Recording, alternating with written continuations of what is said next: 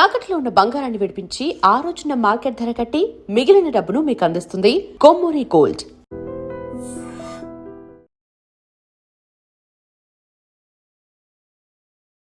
నమస్కారం, welcome to I dream.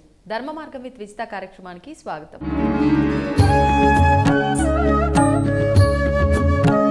ప్రస్తుతం మనతో పాటు ఉన్నారు ప్రముఖ జ్యోతిష వాస్తు పండితులు, లలిత ఉపాసకులు శ్రీ శ్రీ శ్రీ నానాజీ పట్నాయక్ గారు. ఇప్పుడు గురుగారితో మాట్లాడి ఈ రోజున విజయ్ దేవరకొండ రష్మికల వివాహం జరగనుంది. మరి ఈ వివాహం గురించి చాలా రకాల వార్తలు అయితే మనం వింటూ ఉన్నాము. ఈ వివాహం అంతా కూడా 2 రకాల పద్ధతుల్లో జరుగుతుంది అని చెప్పి, ఒక వివాహమేమో మన హిందూ సాంప్రదాయ ప్రకారంగా, మరి ఒక వివాహమేమో కొడువా అనే కర్ణాటక సాంప్రదాయానికి సంబంధించిన పద్ధతిలో జరుగుతుంది అని. మరి ఈ రెండవ వివాహం విధానం ఎలా ఉంటుంది, అసలు ఈ వివాహం ఎందుకు చేసుకుంటారు, అవన్నీ కూడా ఇప్పుడు గురుగారితో మాట్లాడి సవివరంగా తెలుసుకుందాం. నమస్కారం అండి. శ్రీమాత్రే నమః. గురుగారు, మన హిందూ సాంప్రదాయ ప్రకారంగా పెళ్లి అంటే అందరికీ తెలిసిందే, ఆ విధానం ఎలా ఉంటుందో.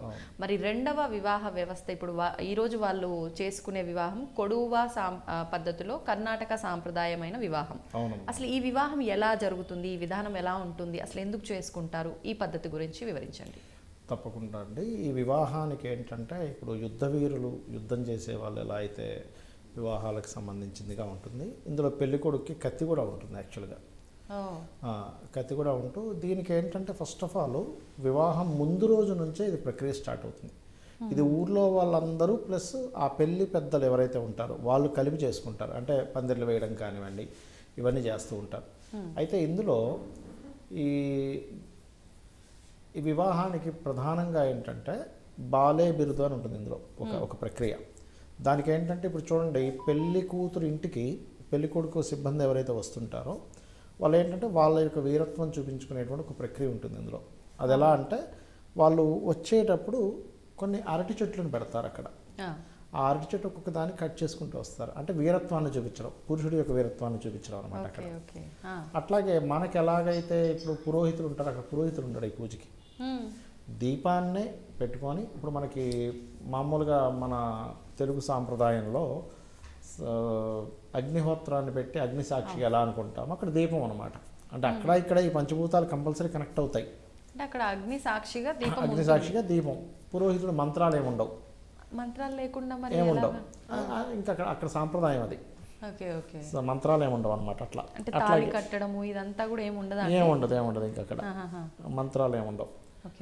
అట్లా చేస్తూ అక్కడ ఏంటంటే ఫస్ట్ ఆఫ్ ఆల్ అమ్మాయికి, ఇప్పుడు చూడండి, ఒక వివాహం అనేటువంటిది ఏంటి, అమ్మాయి యొక్క ఓపిక. ఇప్పుడు మనకి చూడండి, మన దాంట్లో ఒక బిందెలో వాటర్ వేసి అందులో వెతుక్కోవడం, వాళ్ళిద్దరి మధ్య ఒక కమ్యూనికేషన్ పెరగడానికి. ఎట్లాగో అక్కడ పెళ్లి కొడుకు యొక్క బంధువర్గానికి అమ్మాయికి కమ్యూనికేషన్ పెరిగేటువంటి ఒక ఓపిక పెంచుకునే ఒక ప్రక్రియ ఉంటుంది. అదేమిటి అంటే గంగా పూజ అని ఉంటుంది ఆ పెళ్లిలో. అమ్మాయి తల మీద ఒక బిందె పెట్టుకొని, భుజం మీద తల మీద పెట్టుకొని వస్తూ ఉంటే కావాలని వాళ్ళు ఆపుతూ ఉంటారు డ్యాన్స్లు వేసుకుంటూ, పెళ్లి కొడుకు తరపు వాళ్ళు. అంటే ఏంటంటే అమ్మాయి యొక్క ఓపిక పరీక్షించడం అనమాట. అట్లా ఉంటుంది. అలాగే దీంట్లో ఏంటంటే పర్టికులర్గా మనం నల్ల దుస్తులు అసలు ధరించాం కదా, ఇక్కడ పెళ్లి కొడుకు నల్లటి కోటు ధరిస్తాడు, తల పాగా కట్టుకుంటాడు, కత్తి ఉంటుంది. అమ్మాయి మామూలుగా చీర కట్టుకుంటుంది, వెనకాతల కొంచెం ఇట్లా కట్ కనబడేలాగా ఉంటుంది వెనక భాగంలో, అలాంటి చీర కట్టుకోవడం జరుగుతూ ఉంటుంది. ఇక్కడ ప్రధానంగా ఏంటంటే మన దాంట్లోని తలంబ్రాలు ఒకరి మీద ఒకరు పోసుకుంటారు కదా, ఇక్కడ తల్లి పెళ్లి కొడుకు వాళ్ళ పెళ్లి కూతురు తల్లి ఆ తలంబ్రాల్లాగా బియ్యాన్ని వాళ్ళిద్దరి తల మీద పోస్తుంది. ఇది ఒక సాంప్రదాయం. అయితే మనం చూడండి, మనం ఇప్పుడు ఇద్దరు రెండు రకాల క్యాస్ట్ల వాళ్ళు చేసుకున్నప్పుడు 2 రకాలుగా చేసుకుంటారు కదా. వీళ్ళు కూడా ఏంటంటే అక్కడ కుడువా సాంప్రదాయం పరంగా, అమ్మాయి సాంప్రదాయం పరంగా చేసుకోవడము. ఇక్కడ మనం మళ్ళీ ఉదయం పూట వీళ్ళ సాంప్రదాయం పరంగా పెళ్లి చేయడం జరుగుతుంది. అయితే దీనివల్ల ఉన్న ఒక బెనిఫిట్ ఏమిటి అంటే, వీళ్ళ పర్సనల్ చార్ట్లో గనక ఏదైనా 2 వివాహాల యోగం ఉందనుకోండి, 7వ స్థానం 12వ స్థానం పాడైంది అనుకోండి, అప్పుడు ఏమవుతుంది, 2 సార్లు వివాహం జరగడం వల్ల ఆ దోషం అనేటువంటి తగ్గుతుంది. అలా అందరూ చేసుకోకూడదు. ఇది వాళ్ళ పర్సనల్ చార్ట్స్లో 2 మ్యారేజ్ యోగం ఉంటేనే చేసుకోవాలి. మీరు గమనిస్తే కనుక ఇక్కడ వాటర్ ఉంది గంగా పూజలో, అంటే నీరు, పంచభూతాల్లో నీరు ఒకటి కనెక్ట్ అయింది, దాని ద్వారా ఓపిక. అంటే ఇక్కడ మీరు అబ్జర్వ్ చేస్తే కనుక నీరు ఎమోషన్స్కి కారకం. అవునండి, ఎమోషన్స్కి కారకం. ఇప్పుడు చూడండి, మనం లైఫ్లో మన లైఫ్లో ఎప్పుడు మనిషి ఎదుగుతాడంటే ఎమోషన్ను కంట్రోల్ చేసుకున్నప్పుడు. మనకి థెరపీస్లో కూడా చూడండి, వాటర్ థెరపీస్ కొన్ని ఉంటాయి. వాటర్ థెరపీస్ కనుక మనం చేస్తే ఎమోషన్స్ కంట్రోల్ అవుతాయి సార్, సాధారణ థెరపిస్టులు చెప్తుంటారు. అట్లా వీళ్ళ దాంట్లో ఏంటంటే ఒక గంగా పూజ అని చెప్పిన ఒక కుండ పెట్టుకొని లేకపోతే ఒక బిందె పెట్టుకొని నడుచుకుంటూ వస్తుంది, వాళ్ళందరూ ఆపడం. ఎమోషన్స్ కంట్రోల్ చేసుకునేటువంటి ఒక ప్రక్రియ. అర్థమైందా మీకు? అలాగే ఒక వీరత్వాన్ని చూపించేటువంటి ఒక ప్రక్రియ. కత్తి పట్టుకోవడం అంటే ఇదంతా కూడా ఏంటంటే వీళ్ళ యొక్క పద్ధతి. ఇది ముందు రోజు నుంచే ప్రారంభమై తర్వాత రోజు మళ్ళీ ఈవినింగ్ చేస్తారు. ఉదయం పూటేమో మామూలుగా ఈ పూజ ఈ మన సాంప్రదాయపరంగా పెళ్లి చేసుకోవడం జరుగుతుంది. అయితే మీరు గమనిస్తే కనుక ఇందులోనే ఉండేది జనరల్గా ఉండేవి పంచభూతాలు. వాటరు, ఫైరు, వీరత్వాన్ని చూపించేటువంటి మార్స్, అది కూడా కొంచెం ఫైర్కి సంబంధించిన కత్తి అనేటువంటిది చెప్పాలంటే. అయితే ఇక్కడ ఏంటంటే సాంప్రదాయాలు డిఫరెంట్గా ఉన్నాయి కాబట్టి ఎవరు కూడా సాటిస్ఫాక్షన్ అయ్యో మన సాంప్రదాయపరంగా చేసుకోలేదే అనేటువంటిది ఉండకుండా ఉండాలనేటువంటి ఇది. అయితే ఇందులో కొంతమంది ఏమంటారంటే ఈ తమిళనాడు సైడ్ వాళ్ళు చేసే దాంట్లో దీన్ని కొంచెం మన అర్క వివాహం, కుంభ వివాహంతో కూడా సింక్ అవుతుంటుంది. ఇక్కడ వాళ్ళు ఈ రకంగా చేస్తారు, అర్క వివాహం, కుంభ వివాహం, కదిలే వివాహం అని అంటుంటారు. కానీ అది వాళ్ళ సాంప్రదాయం చెప్పాలంటే. అసలు వివాహ సాంప్రదాయమే ఇది వాళ్ళ దగ్గర, ఇది వాళ్ళది యాక్చువల్గా. ఓకే. కానీ మరి వీళ్ళిద్దరి జాతక రీత్యా ఇద్దరికి మ్యారిటల్ లైఫ్లో ఇబ్బందులు ఉన్నాయి కాబట్టి ఈ రెండవ విధానము ఇవన్నీ ట్రాష్ అంటారు. ఈ వార్తలు విన్నాం కదా మనం ఆల్రెడీ. కొంతమంది అంటున్నారు, కాకపోతే మనం వాళ్ళ జాతకాలు చూడలేదు కాబట్టి మనం మాట్లాడలేము. ఇంకోటి ఏంటంటే వాళ్ళంతటా వాళ్ళు పర్సనల్గా అడిగితే కానీ మనం అట్లాంటి విషయాలు మనం ప్రకటించకూడదు యూట్యూబ్లో ఉన్నది. కాకపోతే ఏంటంటే ఒకటి, ఇద్దరు చక్కగా వివాహం చేసుకుంటున్నారు, ఇద్దరు కూడా మంచి, ఆవిడేమో క్రష్ అందరికీ, ఇతను పాపం దేవరకొండకున్న లక్కీ ఏంటంటే ఇన్ని సినిమాలు మధ్యలో ఇబ్బంది అయినా కూడా అతను ఇది ఇంకా తగ్గలేదు, అదొక లక్కీ అతనికి. కాబట్టి ఏంటంటే ఇక్కడ నుంచి వాళ్ళిద్దరు లైఫ్ బాగుండాలి, వాళ్ళ మ్యారిటల్ లైఫ్ బాగుండాలని మనం హ్యాపీగా అంతే కోరుకోవాలి, బ్లెస్ చేయాలి ఖచ్చితంగా, అందరూ బ్లెస్ చేయాలి. ఎందుకంటే పర్సనల్గా కూడా ఇద్దరు బాగా కష్టపడ్డ వ్యక్తులు, అక్కడ ఏదో పొగరుగా ఉండే వ్యక్తులు కాదు. రష్మిక కానీ చిన్న చిన్నవి అంటారు, ఒక్కోసారి మనకి ఏదైనా ఫ్రస్ట్రేషన్ వచ్చినప్పుడు ప్రతి మనిషికి వస్తుంది, ఎవరైనా వేసే క్వశ్చన్ వల్ల, సిచ్యువేషన్స్ వల్ల, వాళ్ళ గ్రహస్థితులలో ఒక్కోసారి. అవునండి, అవును. అయితే ఏంటంటే ఇక్కడ వాళ్ళ సాంప్రదాయంలో ఉన్నటువంటి నాకు కొత్త విషయాలు ఏం కనబడ్డాయంటే ఓపిక తెచ్చుకోవాలి. మనం చూడండి, ఏదైనా ఒక వివాహం విషయంలో బాగుండాలని ఓపిక ఉండాలంటారు. కొంచెం ఓపిక పట్టు. పిల్లల్ని పెంచేటప్పుడు కూడా చూడండి, మనం ఓపిక పట్టాలి అంటారు. ఆడవాళ్ళకి భూదేవికి ఉన్నంత ఓపిక ఉండాలి అని ఉంటుంది కూడా యాక్చువల్ చెప్పాలంటే. కానీ వాళ్ళ రేపు కొంచెం సిస్టమ్ అయితే ఇక్కడ యాక్చువల్గా ఏంటంటే ఇంట్లో చెప్పే వాళ్ళ ఇది కానీ వాళ్ళ జన్మజాతకాల్లో ఓపికని, అంటే భూతత్వ రాసుల్లో అధిక గ్రహాలు ఉంటే ఎక్కువ ఓపిక ఉంటుంది. అలా కాకుండా మార్స్ అండ్ సాటర్న్ కాంబినేషన్ ఉండి అండ్ బుధుడు పాడైపోయి, అంటే బుద్ధికారకుడు అంటే ఎమోషన్స్, చంద్రుడు పాడైపోయి, అందుకే మ్యాచింగ్ చేసేటప్పుడు కూడా ఏం చేస్తామంటే ఇద్దరు చంద్రుడి నక్షత్రాలు ఎలా ఉన్నాయి చూస్తాం. అప్పుడు ఏమవుతుంది, వాళ్ళిద్దరి జాతక చక్రాల్లో ఉండేటువంటి చంద్ర నక్షత్రాలు మీట్ అయితే చిన్న విషయం, అంటే పెద్ద విషయం చిన్నగా కనిపిస్తుంది, చిన్న విషయం పట్టించుకోరు. ఇక్కడ మనకి మ్యాచింగ్ ఇద్దరు వ్యక్తుల మధ్యన గొడవ ఎందుకు వస్తుంది అంటే సర్వసాధారణంగా చిన్న చిన్న విషయాలు పట్టించుకుంటారు, అక్కడ కోపం వస్తుంది.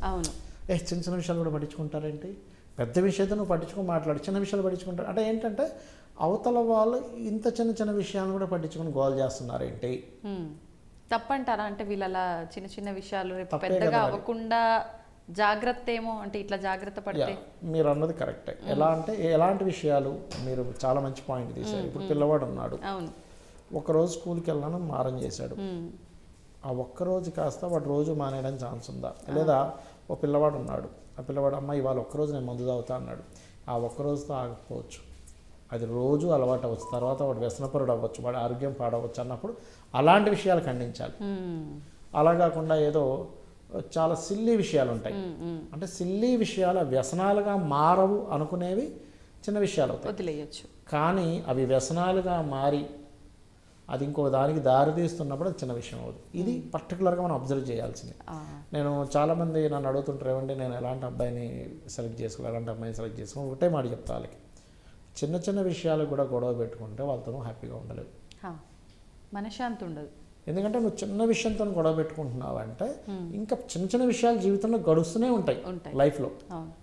అవి ఎప్పుడైతే మనం ఆపగలుగుతామో చిన్న విషయాలు, ఇది జనరల్, ఇది నార్మల్ విషయాలు, ఇది కామన్ విషయం అని మనం ఎప్పుడైతే అనుకుంటామో చాలా పీస్ఫుల్గా ఉంటాం.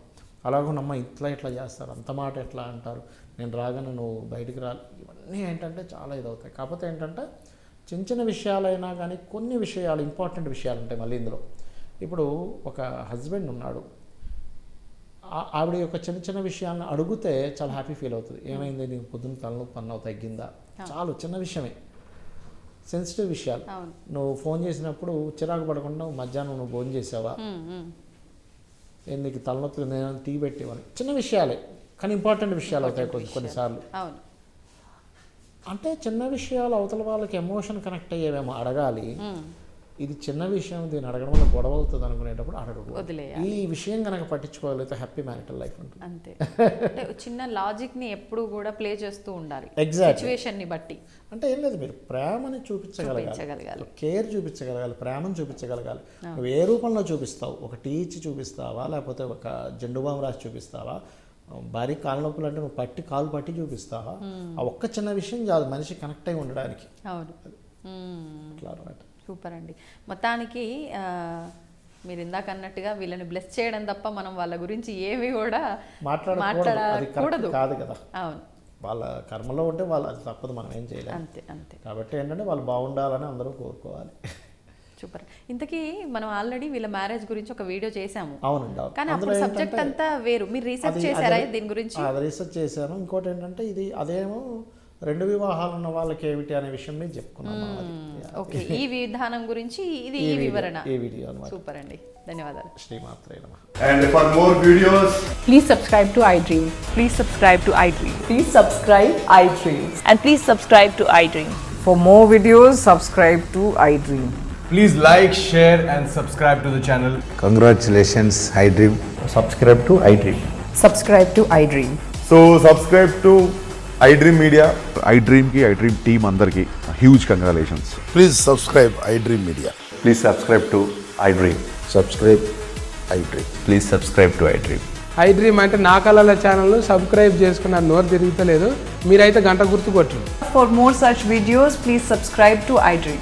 Subscribe to iDream. Please subscribe to iDream. Please subscribe iDream Media. Please do subscribe to iDream. Please subscribe to iDream Media. For best entertainment and information, please subscribe iDream. And don't forget to subscribe to iDream.